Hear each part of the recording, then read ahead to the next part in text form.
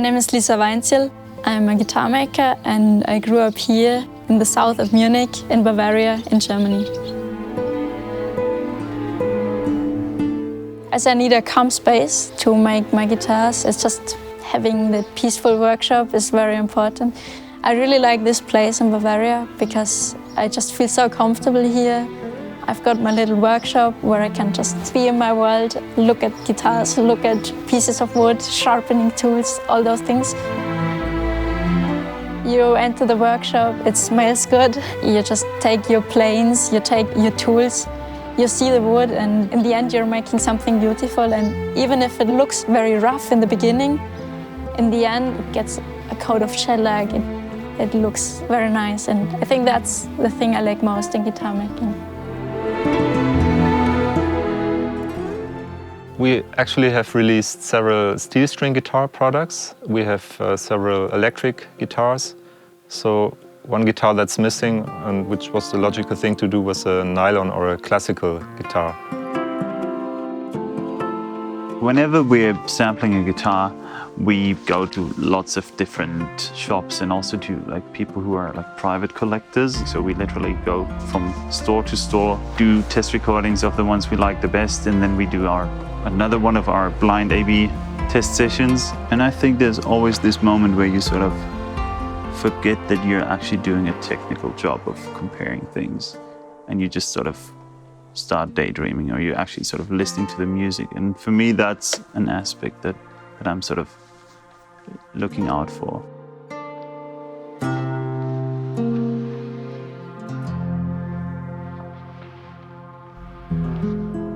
It was a long process, actually. We went through lots of guitars, and there were sort of two favorites. One of the guitars that we thought we would use was one of Lisa, and after we'd already bought two of Sika's guitars, Lisa finished another guitar. So we picked that up from her, tried it as well, and in a blind test, this turned out to be the favorite model, which is quite unusual because in the past we've only sampled really old guitars, normally, at least 30, 40 years old. So this was brand new. Sort of yeah.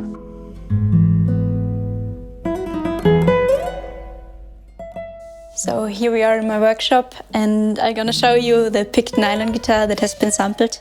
I used maple back and ribs. Maple has been the wood that has been used for centuries in violin making. To me, it's just fascinating how the wood reflects, how the flames are moving around. And also, you can feel it here. It has this structure. You can feel all the flames coming out and going in again. And the top is made of spruce I got in the Alps. And it has this bear claw effects. So I think in guitar making, there are two things that are quite important. So it's first of all the craftsmanship skills and also intuition. You always want to make the steps as precise as possible, but sometimes there are things happening. You don't know what's going on, and sometimes the sound is even better and you can't explain it. And yeah, there are also sometimes mistakes that lead to another result which you weren't expecting, but you like very much in the end. So that's also a wonderful bit.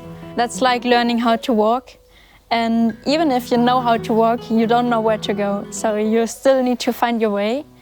And I think that's the essential part of becoming a guitar maker. I'm very much interested into music, and at the age of 14, I started to buy old instruments on eBay, so I was very obsessed. I bought them, I realized, they're not in a perfect condition. I really want to change it, and I want to bring them into a perfect condition. At that point, I heard of the musical instrument making school in Mittenwald. I just knew that's the place where I want to go. Basically, I started in Mittenwald at the age of 16, so the apprenticeship goes for 3 years. Yeah, that's where I also made my first proper instrument, let's say. It was that whole thing of crafts and wood shavings falling. It was just such a fascinating place as well. After my apprenticeship in Mittenwald, I've been working in France for a year and also then a few years in Munich, Karlsruhe for 2 years. And after that, I moved to London and I had the chance to join the well-known violin makers workshop, W. Hill & Sons in London. Violin makers are working in a different way, so the way of thinking is different, the process in general, and also the tools. So it's just a different approach, which is also sometimes more artistic than in guitar making. In guitar making, everything needs to be very clean, and the violin makers, they just make a lot of curves and shapes, and yeah, they put some dirt in the corner.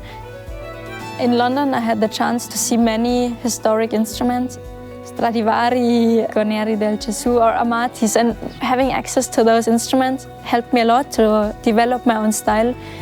On this guitar, I used a varnish technique that has been inspired by the Cremonese oil varnish technique. For me, this varnish technique gives this wood a very natural appearance, a natural look, and is very warm and charming to me.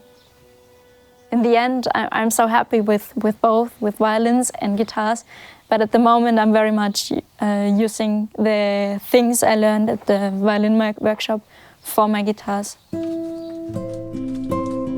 So to make a guitar, first I start with choosing the wood. I'm looking to have the grain lying in properly, so the grain should be perpendicular. And when I'm moving around, it should reflect always the same way, be always on the same height, to guarantee that it is perfectly split. Afterwards, I try to prepare all those wooden parts to be ready for the assembling part, and that's one day when I just put all the parts I've been working on weeks already before, and then when the box is closed, I just prepare the wood for the varnishing process. So the French polish is a technique that has been developed over centuries.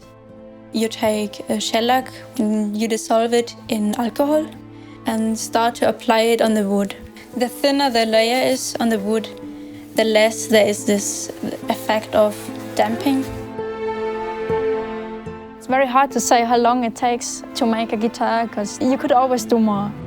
There are always steps where the guitar, for example, needs to stay when it's glued, or if there's varnish applied, I need to wait.